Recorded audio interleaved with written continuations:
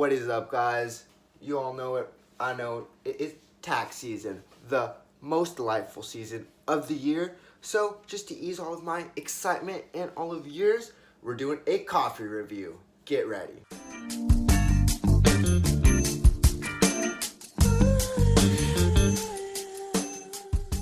Alright, guys. So, on this coffee review today, we are reviewing Higher Ground's Kawa Kanzururu coffee. I apologize if I got that wrong. It took me like 5 times before this shoot, just going like Kawa Kanzururu, just to make sure I got it down. I don't want to offend anyone. That is the absolute last thing I want. But why did I choose Higher Ground's coffee? That is because I really like their business model and what they're all about as a business. I say it before, and great coffee always takes really focusing on the coffee laborer and everything they're doing, just accommodating to all of their needs. Because right now, at this moment in time, the average coffee laborer, I'm talking about in a third world, really not industrialized country, they make about $300 per year to support their whole family. And that's from them working countless hours in the field trying to get the best quality beans. So if we can pay them a little bit more to support their whole family and their whole living just to sustain what they need, that doesn't just go up to getting them clean water or providing food. That means actually accommodating all of their needs, guys, giving them clothing, being like, hey guys, if you need anything, here is a open line of communication. Just tell me, just let me know. And that is what Higher Ground's coffee does. They believe high quality coffee comes from a human-centric method where it is very focused and tuned in on their coffee laborers. It starts with them, it ends with them. If they weren't there, we wouldn't have coffee, guys. So I'm always emphasizing giving back and empowering the coffee community, and that is what Higher Ground's coffee does.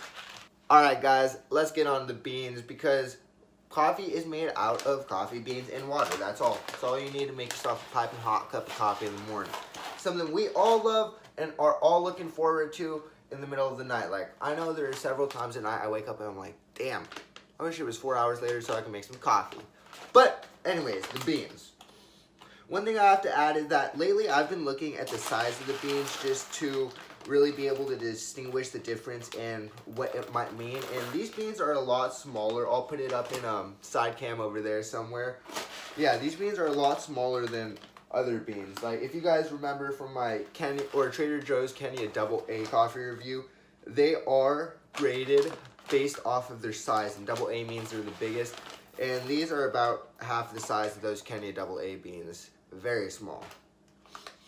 As for the smell, it has a very strong backing of this dark chocolate, almost savory scent, which pulls everything together, because the overtones of this coffee are more of a very earthy, mellow smell to it.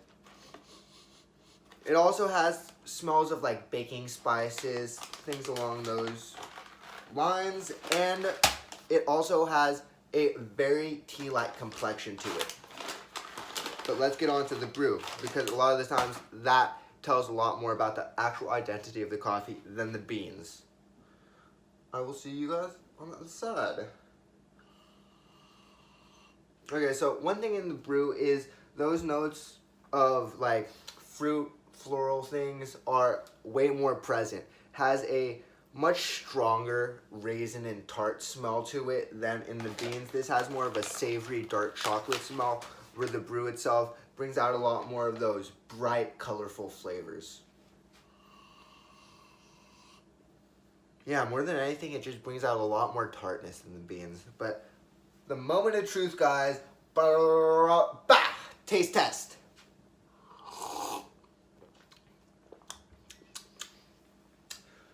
Whoa, whoa, whoa, whoa, whoa. One thing I was not expecting from this coffee is actually how balanced it is. It doesn't scream acidic. It doesn't scream like absolutely no body whatsoever. But it has a nice initial taste of acidity. Then it rolls over into a smoothness that just, it's almost like warm caramel dripping down your mouth. I love it. Not that creamy, but you guys get what I mean when I say smooth. Warm caramel, smooth, goes together. Peaches and pie.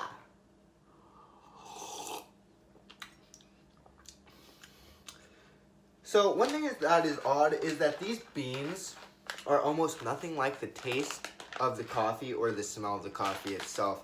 The coffee has this very light, not zingy, but it has this balanced zing to it with all the fruit and the dark chocolate coming in unison to really spring out these bold flavors, where this is way more centered around the savoriness to it. Like, more than anything, the dark chocolate is what I smell from the beans. One more sip, guys. Let's see it.